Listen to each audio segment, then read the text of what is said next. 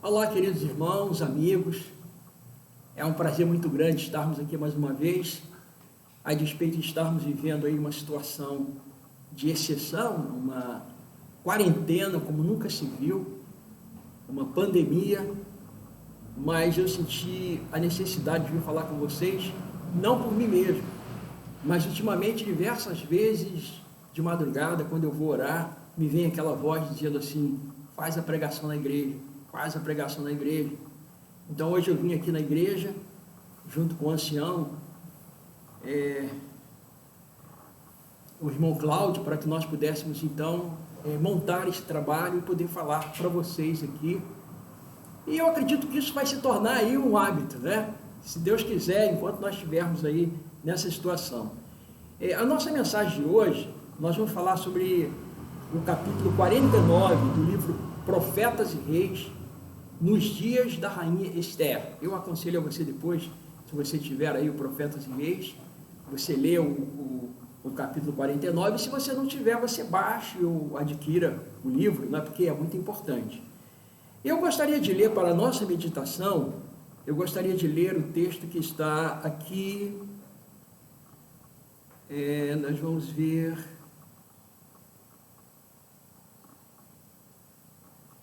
É um texto de Zacarias, capítulo 2, de 6 a 9. O texto diz assim: fugi agora da terra do norte, diz o Senhor, porque vos espalhei pelos quatro ventos do céu, diz o Senhor.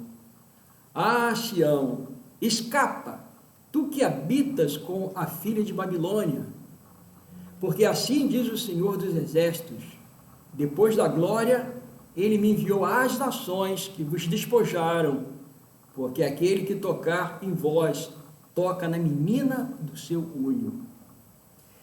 Porque eis aí, levantarei a minha mão sobre eles, e eles virão a ser a presa daqueles que o serviram. Assim sabereis vós que o Senhor dos exércitos me enviou. Zacarias trabalhou muito pelo retorno do povo para Jerusalém. Vamos rememorar, nós temos estudado ultimamente bastante aí o livro de Daniel. Quem está acompanhando aí as minhas lives tem visto isso, né? Nós temos falado bastante a respeito de Daniel, e nós observamos lá no estudo de Daniel que o povo de Judá, o povo de Deus, por volta do ano 600, foi levado cativo para a Babilônia. Vamos dizer aí o ano 606, 605, e eles deveriam ficar lá, segundo a profecia de Jeremias, durante 70 anos. Antes disso, eles não voltariam, mas 70 anos eles ficariam lá.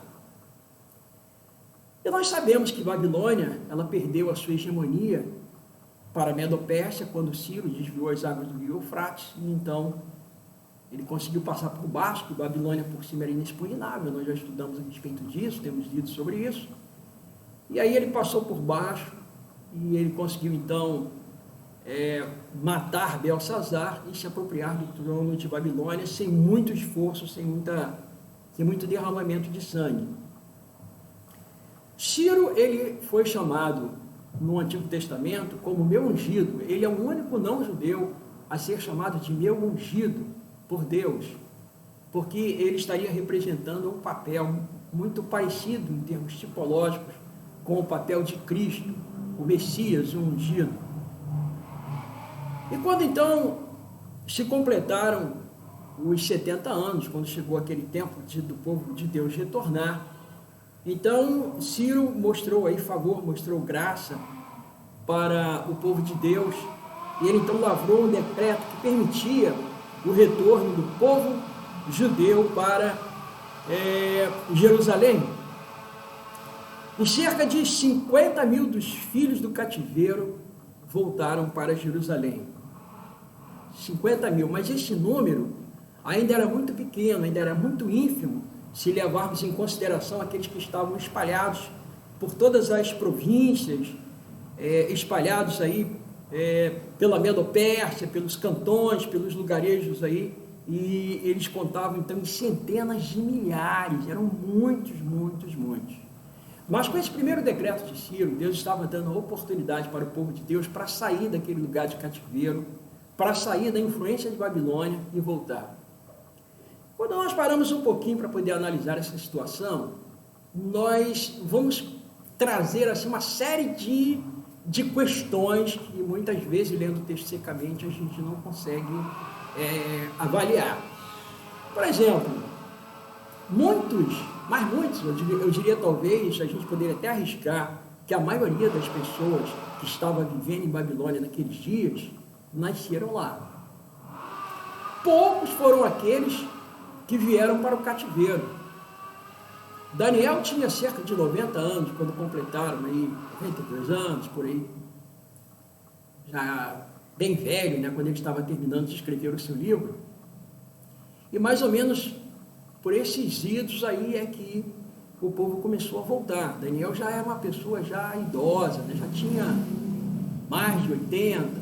Então, a gente imagina que muitos que estavam ali no cativeiro eram pessoas jovens, pessoas que nasceram lá, 20 anos, 30, 40, 50 anos, não conheceram Jerusalém. Então, foram poucos aqueles que, na realidade, foram para o cativeiro, que agora estavam já velhos. Ou seja, quem saiu de lá quando tinha 3, 4 anos de idade, pelo menos agora estava com 74 anos, 73, 74. Vocês estão entendendo o que eu quero dizer? A maioria eram pessoas que já haviam se adaptado àquele estilo de vida de Babilônia. Quando nós consideramos Babilônia, era naquelas imediações o lugar mais adiantado do mundo. Vamos falar assim em termos de tecnologia, eles eram os mais avançados, eles tinham os melhores aparatos da época. Era uma cidade no estilo quadrático, com os muros feitos no estilo casa-mata, tudo muito confortável, muita riqueza, muita opulência.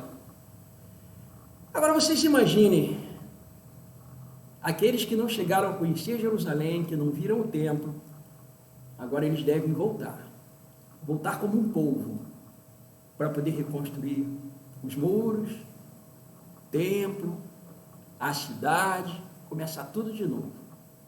Mas essa era a ordem de Deus. E esse era o desejo de Deus. E muitos não quiseram sair dali, evidentemente, porque eles não gostariam de deixar agora aquele conforto, toda aquela tecnologia da época, tudo que eles tinham, toda a facilidade, o ganho, o comércio. Eles não queriam deixar aquela vida mais fácil, aquela rotina, eles não queriam deixar. No entanto, era plano de Deus que eles voltassem para Jerusalém, reconstruíssem o templo, para que eles pudessem adorar apropriadamente ao Senhor, o Deus de Israel. Para que eles pudessem ter uma vida mais simples e uma vida que fosse devotada a Ele, o Senhor Jeová. Esse era o desejo dele. E para que eles também pudessem agora entrar numa rotina de vida, que fosse uma rotina de vida conforme a vontade de Deus, não aquela que eles levavam em Babilônia. Então esse era o desejo do Senhor. Então esse decreto de Ciro, por isso Ciro é chamado de meio ungido, foi para poder facilitar esse retorno do povo de Deus para Jerusalém. Bom, como nós vimos aqui, apenas uma parte bem ínfima que retornou e não a grande maioria, não a grande parte. Bom, agora haviam passado alguns anos, quando Deus então iluminou a Dario Estarpes para que ele então lavrasse um segundo decreto, tão favorável quanto foi aquele primeiro decreto, para que o povo voltasse. E aí foi mais uma leva que foi acompanhando todo aquele séquito para poder se estabelecer na Terra Santa. O Senhor estava prevendo os tempos turbulentos que aconteceria para aqueles que estavam na Pérsia, para aqueles que estavam vivendo nas terras que haviam sido conquistadas, né? Babilônia agora não era mais a Babilônia de Nabucodonosor, era a Babilônia dos persas, e o povo de Deus estava espalhado aí por essas terras, pelas terras persas. E o Senhor previa que haveria muita perseguição, muito sofrimento para o povo de Deus. O povo de Deus seria duramente provado por Xerxes, o Assuero, que aparece no livro de Esther. Por isso, então, Zacarias ele vai fazer um trabalho muito maravilhoso, e ele vai então dizer em nome do Senhor: olá, ó, fugi agora da terra do norte. Babilônia ficava ao norte, a Pérsia, em relação a Jerusalém. Então eles agora deveriam fugir de lá. Então vejam, durante os anos do exílio, o povo de Deus teve algumas oportunidades para que pudesse sair de lá, sair daquelas terras do cativeiro. Deus estava prevendo que eles passariam por um grande sofrimento. E a gente, evidentemente, quando nós estudamos o livro de Esther, a gente conhece a história, né? A gente conhece toda a história. A gente sabe que houve um indivíduo, ele era um vizir, Amã, e ele detestava os judeus, e ele tinha inveja do tutor de Esther, Mordecai, e ele queria exterminar Mordecai. Eu queria que você lesse comigo o texto de Esther, capítulo 3, versículo 6. Está escrito assim: porém teve como pouco nos seus propósitos o atentar apenas contra Mordecai, porque ele havia declarado de que povo era Mordecai. Por isso procurou Amã destruir todos os judeus, povo de Mordecai, que havia em todo o reino de Assuero.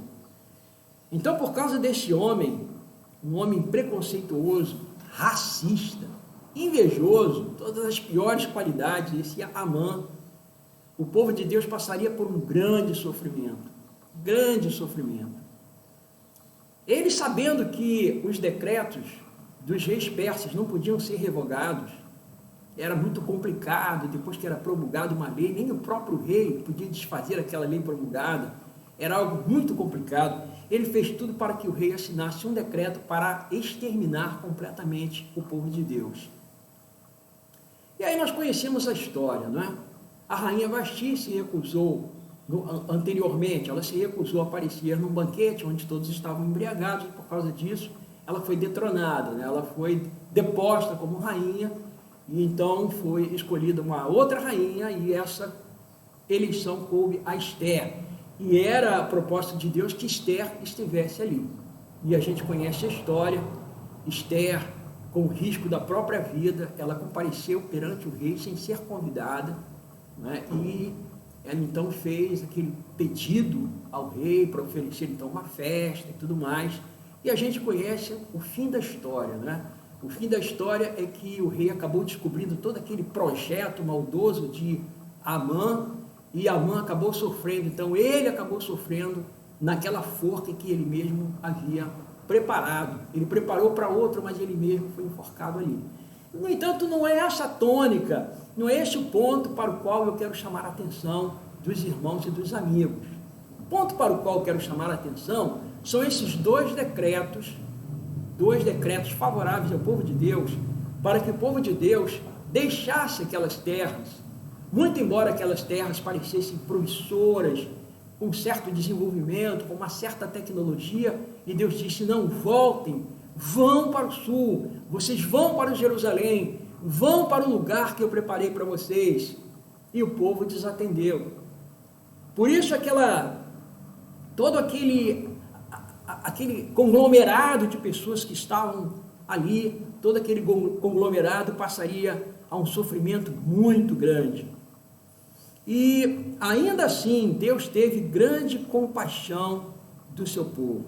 Deus teve compaixão do seu povo, porque Ele levantou agora uma moça, uma jovem corajosa, junto com o seu tio, para que pudesse trabalhar a fim de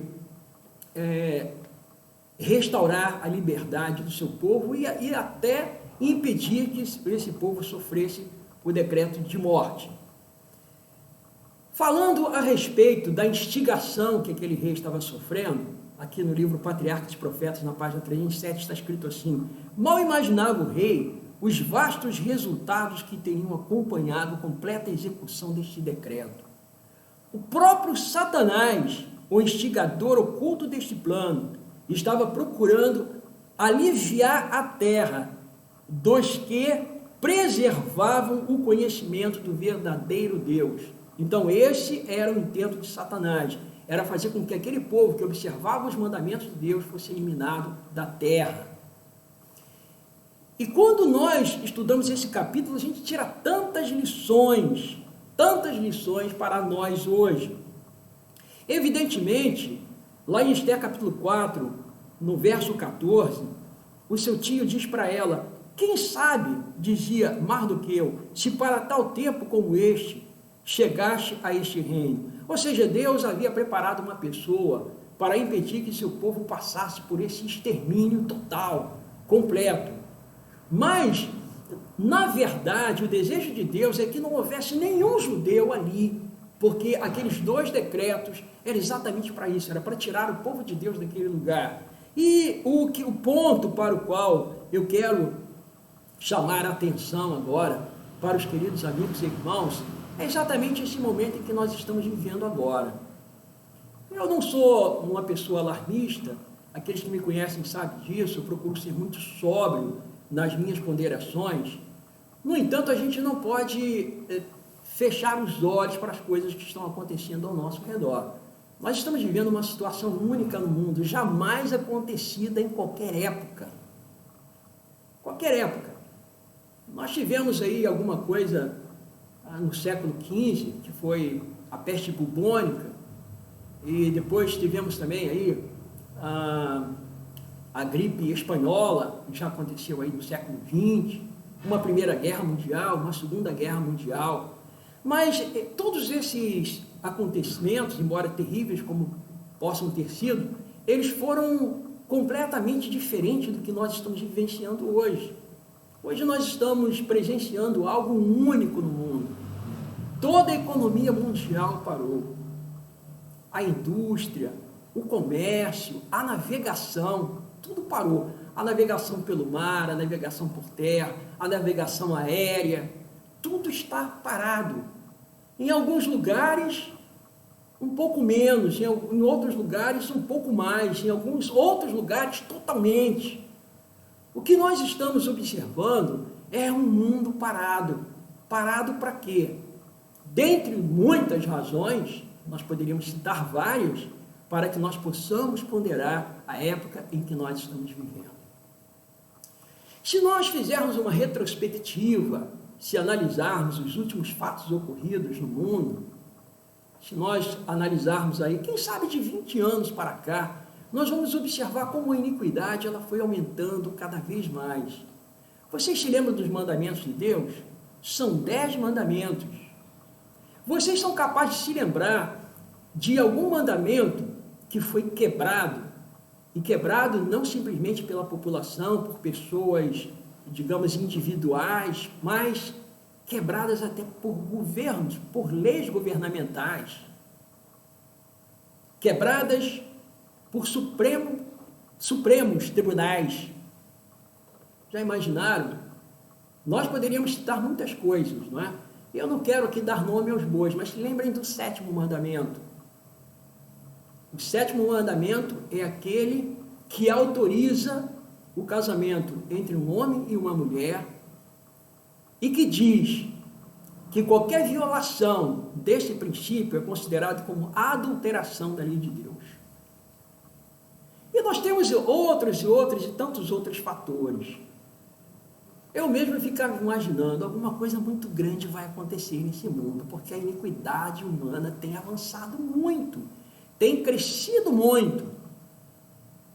E nós estamos vendo aí as pessoas cada vez mais interessadas em adquirir bens, adquirir consumo, de repente, pô, para tudo, para o consumo, para o ir de lá para cá. E as pessoas agora começam a ponderar, e elas começam a pensar, porque as pessoas só pensam quando elas param.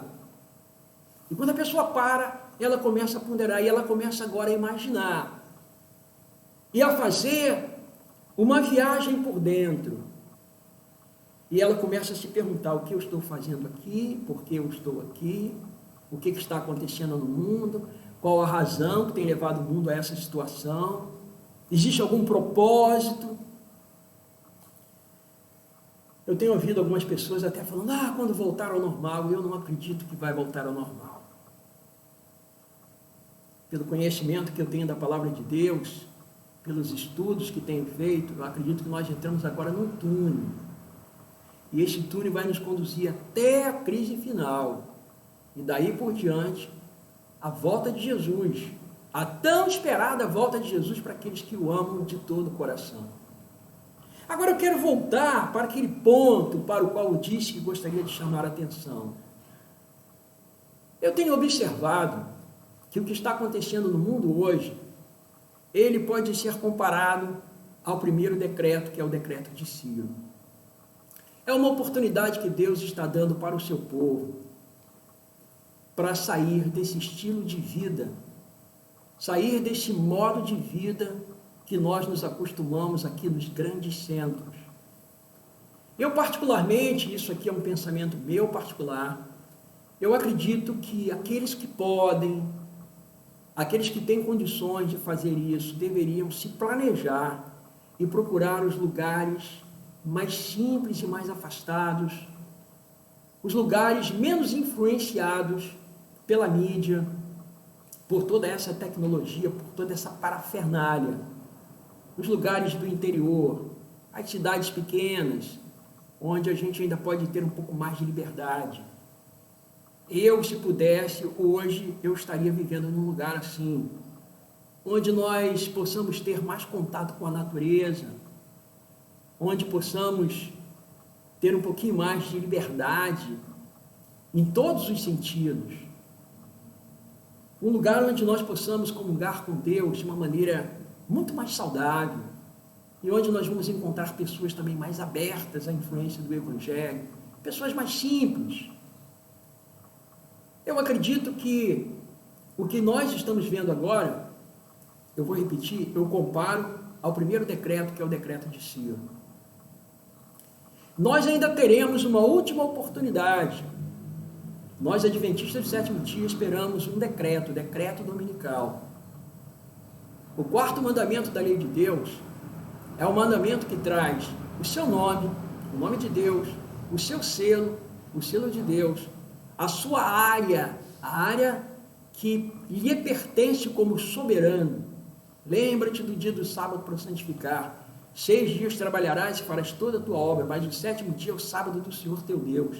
Não farás nenhum trabalho, nem tu, nem teu filho, nem tua filha, nem o teu servo, nem a tua serva, nem o teu boi, nem teu jumento, nem o forasteiro das tuas portas para dentro.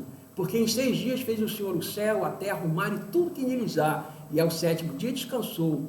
Por isso abençoou o Senhor Deus o dia de sábado e o santificou. O sábado é o coração dos 10 mandamentos. Ele é um mandamento muito especial, porque ele chama a atenção do ser humano para o Criador do universo, o Criador de todas as coisas. Mas Deus tem um inimigo. Ele tem um adversário, Satã. E esse adversário, ele sempre procura contrafazer tudo aquilo que Deus estabeleceu para mostrar a sua soberania, a sua suzerania.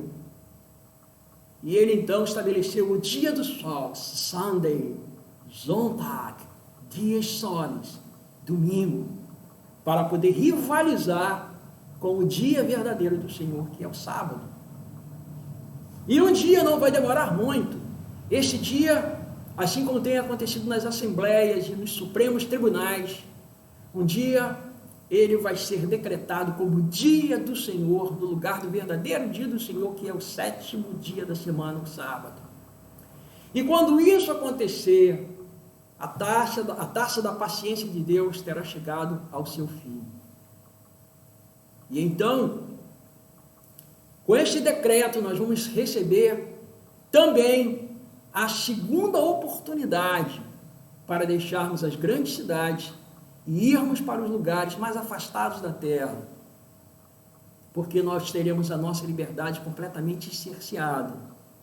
E os que ficarem aqui, assim como aconteceu com o povo que ficou lá nas províncias da Pérsia, aqueles que ficaram em Babilônia, esses vão sofrer muito, inclusive o decreto de morte. Não vão perecer pelo decreto de morte, Mas antes disso, vai haver muito sofrimento e muita perda. Então, se nós pudermos evitar isso, é bom começarmos a planejar a nossa vida, de maneira que nós estejamos nos lugares onde nós possamos pregar, viver o Evangelho da sua forma mais natural e mais bíblica possível. Isso nós devemos fazer. Quando a gente lê o livro Grande Conflito, nós entendemos ali a previsão desses fatos todos que estão acontecendo agora. E a escritora diz algo muito fascinante. Ela diz que alguns de nós estaremos vivendo como os valdenses, que viviam no Piemonte, lá no Prato Eutórimo. Alguns de nós estaremos vivendo nas montanhas, nos lugares afastados da terra, quando o Senhor Jesus Cristo voltar. E não vamos ver perseguições, porque nós vamos estar vivendo nos lugares afastados. Estaremos cantando hino nas nossas casas improvisadas ou nas nossas capelas improvisadas e veremos o Senhor Jesus Cristo voltar. Eu não tenho a intenção de fazer alarme, não é essa a minha intenção, mas eu sou um estudioso da palavra de Deus, e o que está acontecendo hoje conosco é algo muito peculiar, e é uma chamada à reflexão, é uma chamada à consagração. E eu gostaria de concitar, eu gostaria de convocar o nosso povo para que se consagre de todo o coração. Tem algum desafeto, tem algum problema com alguém da igreja ou fora da igreja? Conserte isso. Precisa pedir perdão a alguém? Peça perdão a alguém. Precisa perdoar alguém? Perdoe. E vamos consagrar a nossa vida, porque o Senhor Jesus Cristo está voltando. E Ele espera que nós, de fato, nos consagremos e nos preparemos para o seu retorno. Este é o momento de clamarmos pelo derramamento do Espírito Santo, mas clamarmos todos os dias. Eu tenho feito isso todos os dias das madrugadas. Senhor, derrama sobre mim o teu Espírito Santo, a fim de que eu possa ter forças para resistir no dia mau. Querido amigo e irmãos, amigos e irmãos, todos que estão participando conosco desta mensagem, vamos consagrar o nosso coração ao Senhor. Vamos nos preparar para o encontro com o Senhor. Oremos. Pai Celestial, a Ti, Senhor, nós tributamos todo o nosso louvor, tributamos a Ti, Senhor Deus, a nossa gratidão por toda a mensagem que Tu deixaste, Senhor, escrita, para que nós não fôssemos enganados. Peço a Ti que Tu nos abençoe, Senhor, no sentido de nos preparar, derramando sobre nós o Teu Santo Espírito, para que quando vier a última crise estejamos preparados. E onde quer que estejamos, aqui na cidade ou no campo, que tenhamos forças para fazer a Tua vontade pela Tua maravilhosa graça e pelo influxo do Teu Santo Espírito. Nós te rogamos agradecidos tudo isto, no sagrado nome de Teu Filho, nosso Senhor e Salvador Jesus Cristo.